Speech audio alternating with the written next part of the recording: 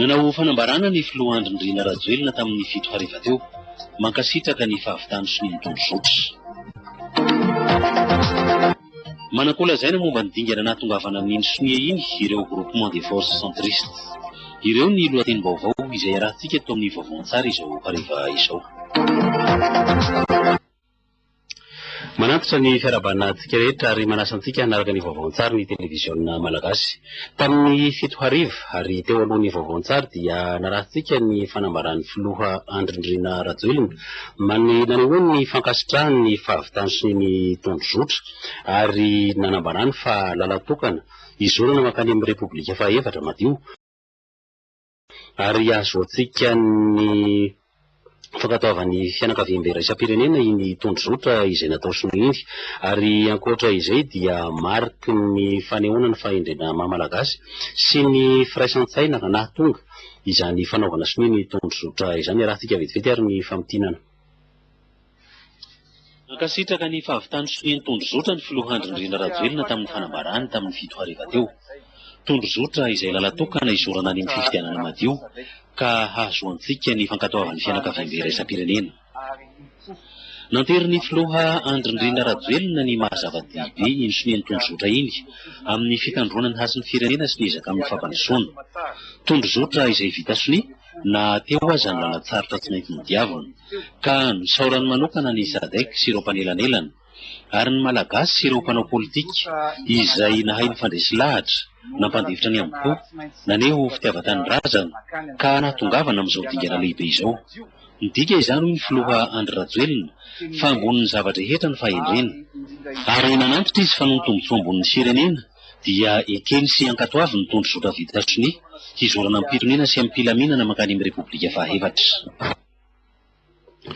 Fa rehefa vita sonia ny tondrozotra dia nandefa fiarabana ho an'ireo rehetra nandray anjara sy nahatotosany sonia i La Frantsa ka ny firenena frantsay dia nankasitraka ny SADC sy ny COI ary ireo rehetra nandray anjara sy nanelanelana. Mankasitraka ny finiavana politika sy ny fandraisana andraikitra ny fahefana avy nitetezana hita ny filoha Andry Rajoelina ary ireo hery politika rehetra izay nanao sonia koa i La Frantsa ka matoky fa hiva amin'izay ny krizy ary hankatoavin'izao tontolo izao indray ny fitondram-panjakana malagasy. Nanome toky moa i La Frantsa fa hanohana hatrany ny malagasy. Nandefa fiarabana toraka izany koa ny sekretera jeneralin'ny Francophonie Ingahy Abdou Diouf rehefa vita sonia ny tondrozotra. Sonia izay vokatry ny ezaka naharitr'ela ka tonga amin'ny dingana hamerenana ny fiainam-pirenena araka ny fenitry ny lalam-panorenana hoy Ingahy Abdou Diouf. Naneho ny fankasitrahany ny finiavan'ny filoha Andry Rajoelina sy ny ezaky ny SADC ary ireo mpanao politika malagasy ny sekretera jeneralin'ny Francophonie ary nanome toky fa hanohana sy hanampy amin'ny fanatanterahana fifidianana madio sy malalaka ary tsy manilikiliky arak'izay haingana indrindra Ingahy Abdou Diouf sekretera jeneralin'ny Francophonie. Fa mbola mikasika iny tondrozotra izay vita sonia iny dia manazava ny antony nanaovana sonia ny tondrozotra zareo ao amin'ny force centriste izay nivory teny amin'ny hôtely Le Pont d'Or teny Ivato. Ny famitinana mikasika izay vaovao politika izay raha tsika amin'ny Joseline Tsiava. Samy niezaka nitady vahaolana ivoana tamin'ny krizy avokoa ny ankamaroan'ireo mpanao politika malagasy izay nampivondronana ny hery sy ny hevitra tamin'izany. Fantatra ho maly teto amin'ny Colbert fa isan'ireo nanao sonia ny tondrozotra teny amin'ny hôtel Pont d'Or Ivato iny ny GFC na groupement des forces centristes izay tsy momba ny aty sy tsy momba ny aroa. Ahitana plateforme na antoko politika maromaro sy fikambanana tsy miankina voalaza tamin'izany ny fahavononana anohy ny asan'izy ireo ny vondron'ny hera afovoany ny amin'ny fampiarany ny tondrozotra iny. Une transition et quelle communauté internationale ary izay no mahazana lehibe ny sonomaky zavatra sonavintsika raha tsy ampiarina na inona dia tsisy dikana ary izay le zo ny zo rehetrarehetra na politika na sosialy ihany tsika na misizan'ireo be raha tsy ampiarina dia tsy mety ka ny fampiarana amin'izay no mila volonté politique. Volonté politique no zavatra nasionaly engagement étape engagement zany hoe mbola vonona indray zany tsika fa rehefa vonona izay tsy ampy satria hitantsika rehefa nisy ny sonia tany ianara mila fampiarana. Eo amin'ny fampiarana zany dia mbola tsy ilaina koa efa nikiliana ny hevitra na iza na iza. Ary mila mitondra foana fanazava-hevitra. Ary mila mametraka amin'izay ary izay no tena hoe cadre juridique processus izy ity misy étape maromaro ary aza adinontsika mihitsy hoe processus izay. Notsindrian'ny PSRI na plateforme de stabilité de la reconnaissance internationale fa tsy misy zavatra mandeha raha tsy misy mankatavy ny raisam-pirenena. Idemehina ny alana azoana avoaka amin'izao krizy izao dia napetraka amin'ny fotokely tao hoe tsy misy zavatra azontsika atao hoe raha tsy misy stabilité ary raha tsy misy reconnaissance internationale. Ny GFC na groupement des forces centristes moa dia miezaka mametraka ny fanjakana tandalana sy mampiroborobo ny politika mikajy ny tontolo iainana. Izay ny lafim-baovao politika fa eo amin'ny fiainana ankapobeny sy ny fiainana sosialy dia mandroso ny ady amin'ny sigara sy ny paraky ary ny zava-mahadomelina eto amintsika. Fa mifandraika amin'izay dia nisy loka nomeny OMS tany Côte d'Ivoire. Ny vaovao mikasika izay raha tsika amin'ny Jean-Aimé Rambelson. Rombaky ny departementan'ny fahasalamana ny amboara eran-tany eo amin'ny ady amin'ny sigara sy ny zava-mahadomelina. Natolotry ny médecin général Radonarson ho an'ny ONG nisahy izany loka goavambe izany. Androany zany no nanorana ny maro-boninahitra izay azo ny firenena malagasy tamin'ny alalan'ny vondrona sazy izay mikarakara ny ady amin'ny foana sigara izay hita fa tena fanitry be tokoa satria sady miteraka aretina ho an'ny fo ary mireretina ihany koa ho an'ny manodidina. Voninahitra lehibe menantsika izy io nizaraina tany Yamoussoukro tamin'ny fivoriam-bean'ny fikambanan'ny raisam-pirenena amin'ny fahasalamana tamin'ny 10 volana ity. Fiaraha-miasa tena maventy satria hitantsika fa zao ny vokany ary ireo fanentanana ireo tanora hiala sy tsy hifoka mihitsy ty zavatra ity satria zava-dozana izy.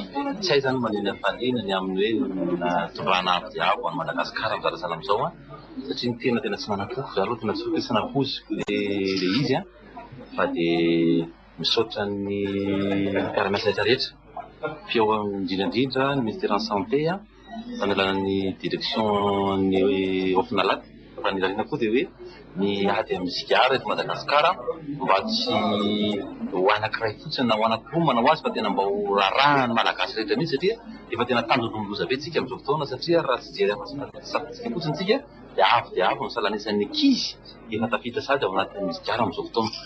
Inona fa hanana fiantraikany manoloana ny fisian'ny fidorohana zava-mahadomelina sy fifohana sigara izao vokatra avolenta azy ny Madagasikara izao. Eo amin'ny lafiny fanatsarana ny fampianarana sy ny fanabeazana amin'ny ankapobeny dia manatevina ny fahalalana efa nanana ireo mpampianatra sy tale ary mpandraharaha mivondrona ao amin'ny DNEP, izany hoe ny fivondronan'ireo sekoly tsy miankina manerana ny Madagasikara narindra rafeny manana. Efa fomba fiasa amin'ny fotoanan'ny fialan-tsasatra eo anivon'ny filoham-pirenen'ny sekoly tsy miankina fanjakana eto Madagasikara na ny DNEPM ny fifampiofanana eo amin'ny tale ny mpandrarany sekoly ary ny mpampianatra manerana ny nosy. 5 andro naretan'ny fifampiofanana teto amin'ny lycée Condorcet. Fifampizarana hatrakefa eo amin'ny sampanaberana tena marina fa eo koa ny fanatsarana ny fototra tsara ho fantatra eo amin'ny sehitry ny fanabeazana. Ny fanabeazana zany no heverina fa ho fanohitra anankiray entina hampandroso any ity firenena ity ka amin'ny alalan'ny seha-piainana misy olana izay tokony hatsaraina no anokafana ny maso be tsy mahita ny ankizy, sofina be tsy mandeha ny ankizy fa hiainana isan'andro ny olana fa tsy hay manadiady an'ireo olana, tsy angatakasa fa izy mihitsy no afaka hahita ny zavatra tokony ho ataony rehefa vita ny fanabeazana azy. Miara-miasa akaiky amin'ny DNEPM ny ivitoeran'ny fandrafetana ny fandahara-pibeazana ao amin'ny ministeran'ny fanabeazam-pirenena mandritra ity fiofanana ity.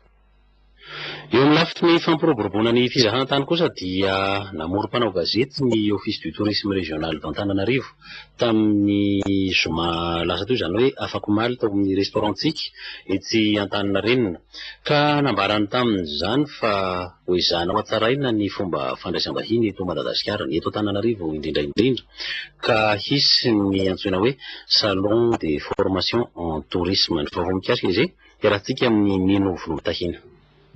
Anisan'ny mampidi-bola vahiny be indrindra eto Madagasikara ny lafin'ny fizahan-tany ka miezaka ny ao amin'ny Ortana hanatsara ny lafiny rehetra mahakasika azy ity. Izany indrindra no anaovan'ny salon d'information touristique mandritra ny 3 andro etsy amin'ny chambre de commerce Antaninarenina izay anomboka ny 12 ka hatramin'ny 14 septambra 2024 izay natao ho an'ny tanora. Isan'ny fanatsarana izao entika taona izao satria niasanay amin'ny Ortana moa zany hoe promotion fampiroboroboana ny fizahan-tany eto amin'ny Fitsahalamanga dia tafiditra ao anatin'ny mission anay ny formation izany hoe ny fampianarana amin'ny lafiny fizahan-tany.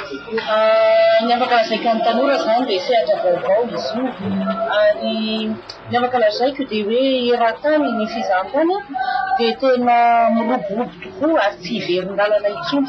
Izay ny afaka lazaiko zany hoe tsy matahotra izy zany hoe vita le fiofanany tiatsainy asy izy fa afaka misafidy asy izy ary afaka hivelatra mihitsy satria za dia tena mino sy manateny fa ny fizahan-tany dia anomboka iroborobo. Tamin'ny taona 24 no nahitana mpizahan-tany betsaka indrindra tonga teto Madagasikara izay nahatratra 4 tany hoany.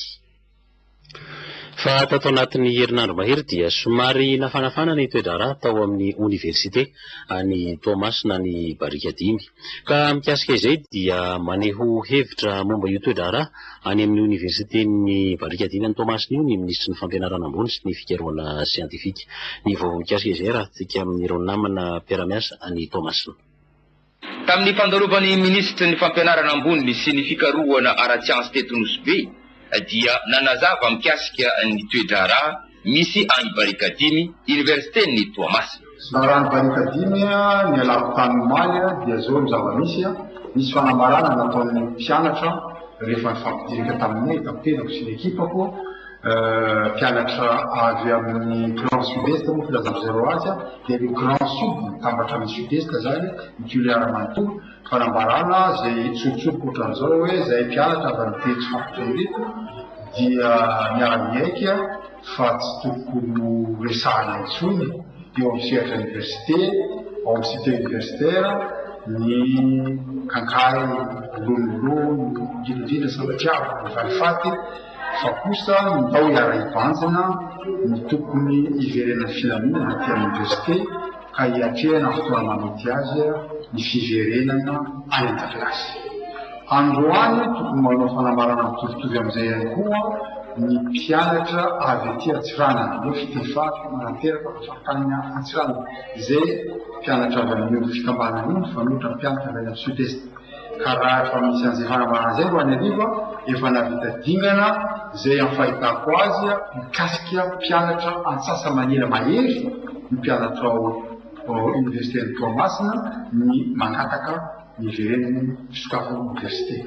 Tsy mitsahatra eo nefa ny asa atao fa miany koa fanambarana avy amin'ny mpianatra hafa androany ariva misy mifirarana mivantana amin'ny telefôny na mpianatra tokony andreky to amin'ny CR la conseil des résidents zay mifehy mpianatra avy amin'ny faritra hafa Sofia, Boeny ary ny Mafaminy Tananarivo dia tokony manao fanambarana mitovitovy amin'izay ihany. Mikasika ny mpampianatra moa dia efa laza zareo maly ny olona-tamin'ny fa vonona hitonga ny anjarany zareo iverenan'ny filaminana ny université ka amono varavarany samy toeram-pianarana. Raha zay moa tafapetraka dia raha pitso angambany na amin'ny asambotsy eo amin'ny valopolo isan-jato ny mpampiasa université nantsoko hoe les usagers de l'université dia vonona amin'ny fomba tony hiatrika ny fisokafan'ny université.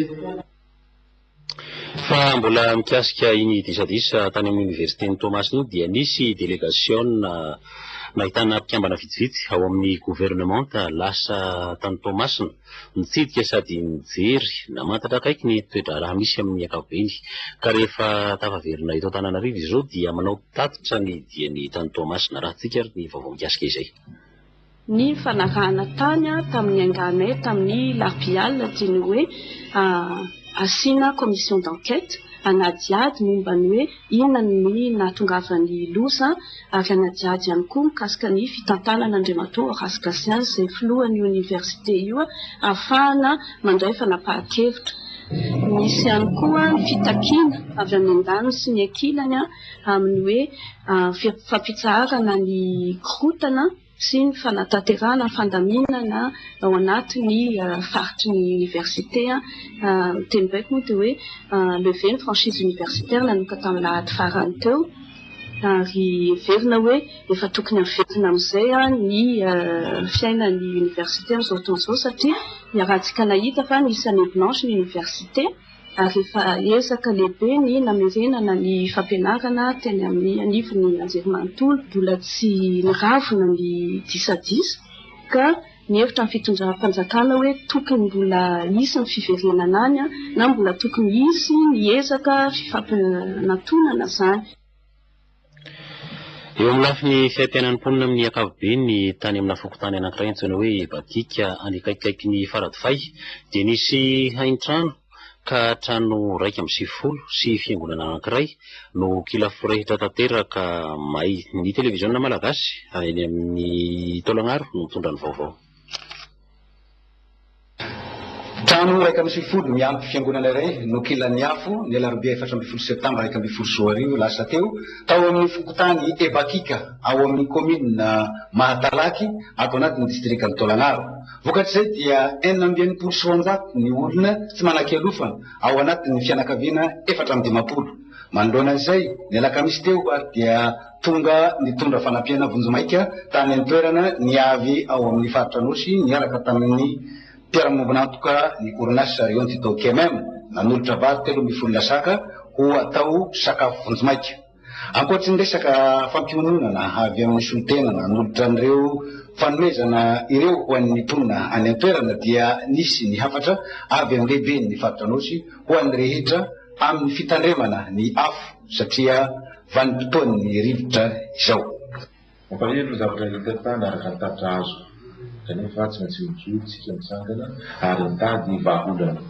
Dia anisan'ny vahaolana manosonay satria fotoan'ny mahery izao septambra fotoan'ny isian'ny rivotra tokoa dia manentana ny tsirairay, manentana ny tsirairay isaky mpandrano any mba hitandrina amin'ny fampiasantsika ny afo dia ahitandrina fotoana.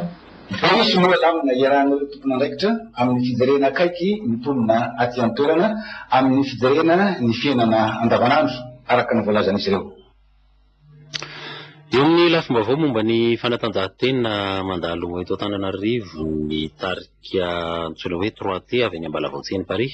Izy ireo dia vehivavy latsaky ny 19 taona ary milalao handball. Jean Mirabelson.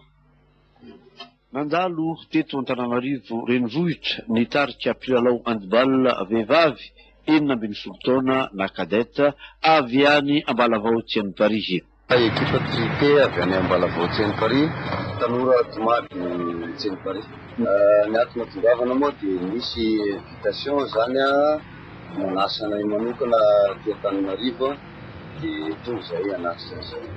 Ny lalao moa zany dia efa nanao izay match ny ao anatin'ny junior Semsel dia 31-31 score.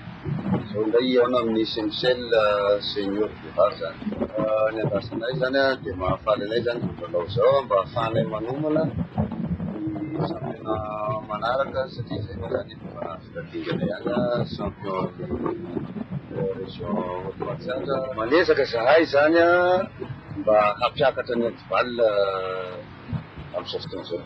Maha mpilalao tranainy tena moa zany dia tsapa fa misy fivoarana be aloha le ankizy zany eo amin'ny lalao handball. Tsy mora moa io fiandrasana tafikazo io satria tena miankina amin'io zany le ain'le ekipa, ka raha jerena zany le fari-pahaizan'le mpiandry tafikazo amin'izao dia tsapa hoe misy fivoarana satria vao eo amin'ny 3 volana eo zany ny formena nisy ireo zany. Tsy firenen'ny match tokoa zany dia eo ekipa bavana daholo no miaona aminay nanao komaly hatramin'ny androany. Miandrandra vokatra avy amin'ity frity avy any Ambalavahotsy Paris ity ny mpitia handball rehetra manerana ny nosy. Fa tany Maintirano kosa tamin'ny lalaon'ny Melaky dia nihaona tany Maintirano ireo mpikambana avy amin'ny androm-panjakana Isatokajiny ka tamin'izany no niarahan'izy ireo nanambara fa tokony hojerena manokana ny fomba fitantanana hentitra ny harena nataonanahary ao amin'ny faritry Melaky Aurélie Arafringa. Tsy mbola nahita ny faritry Melaky tombotsoa hatramin'izao ny fisian'ireo arenan-kibon'ny tany maro ato aminy noho ny fitrandrahana mbola gaboraraka. Avy izay mitrandraky manday roso tsisy mijanona ho an'ity faritry ity.